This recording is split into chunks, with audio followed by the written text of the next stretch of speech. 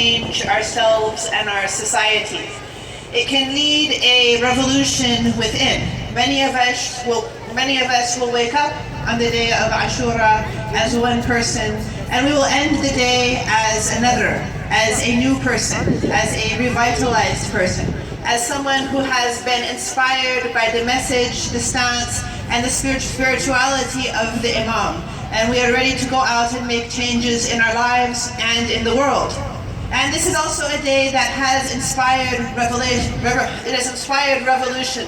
It has inspired people to change and reform their societies, to bring about justice, to bring about knowledge, to bring about compassion, and to bring about prosperity for all, in the way that the Holy Prophet ﷺ intended. Oftentimes on Ashura, I ask myself, what is it that Imam al-Hussien would want from us today? What is his message for us today? How do we interpret his stance today? It is good to recall what has happened in history. Inshallah, very shortly we will be recounting the tragic events on the day of Ashura. However, how do we translate that into something which is beyond that, which continues to be alive in this day and age? There are many people who share their thoughts on that. I would like to share a few. First and foremost, one of the main stances of the Imam was reaching out to people. Genuine, human, compassionate outreach. The Imam strove to reform his people. The Imam strove to stand against injustice. He even stood there on the battlefield and engaged in fighting. He engaged in war. He did not rush for war, but when he had to, he fought. And yet, the way he always tried to bring people to himself and to his mission was through love, was through appreciating the situation of other human beings, was through appealing to the human condition. You look at how the Imam spoke to his enemies on the day of Ashura. He did not simply speak down to them. He did not simply tell them, you are bad people, I am going to kill you. No, if he did that, we would not pay any attention to him. The Imam advised his enemies. He said, I do not want you to fight me because you yourselves may end up in the hellfire. I do not want you to harm yourselves. I do not want you to harm your society. I do not want you to harm your religion. He reached out to their souls with genuine understanding, genuine compassion. This is what all of the family of the Prophet, may Allah's peace and blessings be upon them, did. And this is one of the greatest lessons in outreach that we can learn from in this present time. We are living in a very fractured world. We are living in a very fragmented world. Even if we just look at the society around us here, many times the young people do not interact with the elderly people do not interact with the younger people. People are separated according to their race, their language, their nationality, their job. One person who has a passport from the United States is treated different than someone who has a passport from the Philippines. There are many artificial divisions among people. But none of this is how Allah, how God, the Exalted, looks at us. He views us as souls that have an inherent dignity and an inherent worth. And on the day of Ashura, the Imam reached out to all people with those words, with respect to their inherent worth. When it came to those that the Imam would accept in his cause, of course, he did not want people to have to sacrifice themselves, to undergo pain, to undergo suffering, to undergo bloodshed in his name. We know that on the night of Ashura, he begged his companions to leave. Many of us would beg people to come and support us if we are in any conflict or in any danger, but the Imam begged his companions to run away. There's no shame in this. Save yourselves, live your lives. They only want me, they do not want you. Nonetheless, those who were truly sincere, who were truly sacrificing, stood with him. And those were the ones that the Imam accepted. I will tell you a secret. The Imam continues to accept his companions today. Whether it is you, whether it is me, inshallah, whether it is other people around the world. But what characteristics does the Imam want from us? There are things the Imam doesn't care about. He doesn't care about how old we are. He doesn't care if we are 90 years old or 6 months old. He doesn't care what country we come from. He doesn't care what language we speak. To tell you an even bigger secret, he doesn't even care what religion we follow. We look at those who came to Imam Hussein alayhi salam on the day of Ashura. Some of them came from other faiths. He didn't stand there and ask them to declare an aqidah in this or that, or I follow this or that, or I'm going to do this or that. He just said, if you are sincere and you want to follow me, then you are welcome. This was the way that the Imam reached out to other people. He didn't look at people and say, this is a female, this is a male, this person is from this place, that place, this person lives on the street, this person lives in a palace.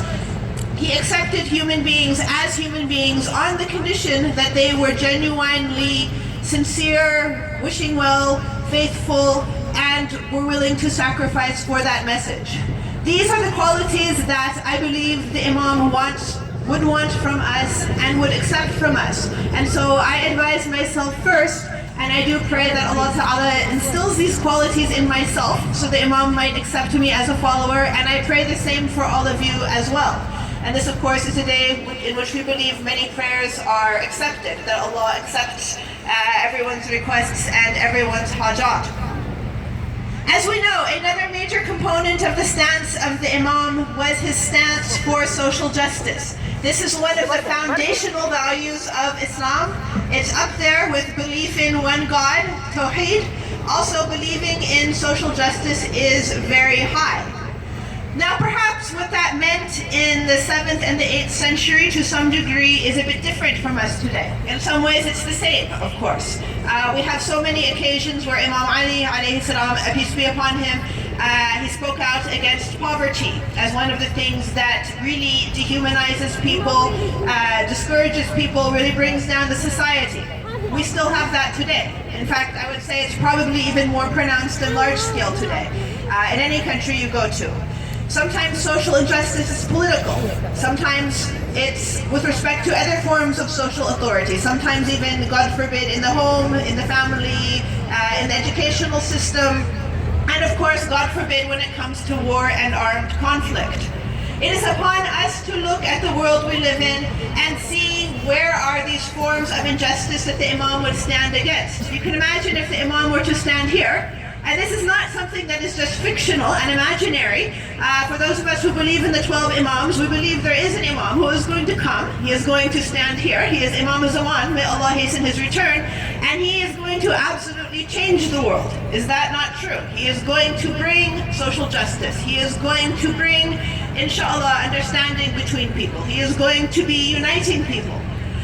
It is for us at this present time to look at what forms of social injustice the Imam would be speaking out against.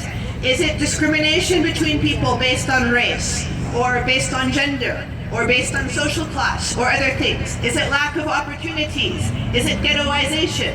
Whatever it happens to be, Allah directs us towards different directions. These are the things that we can make a pledge today to stand against.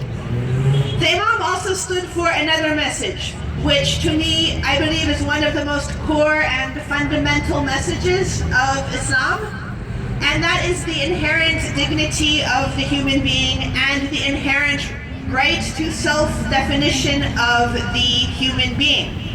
That is to say, Allah has created every soul free and dignified. This is narrated from Imam Ali, for example. Allah has created all of us free. Allah has created me free. Allah has created you free. So do not give up that freedom. When the Imam was speaking to the enemies on the day of Ashura, when he was appealing to them to stop the fight, what did he say? If you don't believe in God, you don't believe in Allah, you don't believe in religion, then at least be free men. Do not degrade yourselves in this way, to act like a mob, to carry out this crime that both you will regret for the rest of your lives and also will lead to everlasting punishment. He appealed to people's inherent freedom and dignity. Today, in many countries, still we remember Imam al-Hussein alayhi salam under the banner of dignity and freedom from oppression. In many places, you see, for example, the flag, Hayhat min al-Dhilla. This is one of the most foundational aspects of the Imam, and yet it is something sometimes we do forget inside of ourselves. As has often been said, oppression is a two-way street. There are times when sometimes Okay, it is not a two-way street, that sometimes you are absolutely powerless, but many times we also allow ourselves to have others dictate to us who we are, how we should see ourselves, what we should do, what we should believe. The Islamic teaching is somewhere in the middle. Obviously, we are polite to others, we consider what people have to say, but at the same time, God has given each and every person, regardless of what country they're from, regardless of what religion they follow, the inherent right to decide for ourselves, for myself, for yourself, with respect to the religious community, to decide as Muslims how we will express our cultures, our beliefs, our values, our thoughts, and how we want to live. I'm going to be a little bit harsh now. I know, and I'm going to speak to the Muslim community right now. Some of us are allowing concern about what others might think to dictate what we do. We are concerned that someone in another place might see a speech, for example, or hear something and have a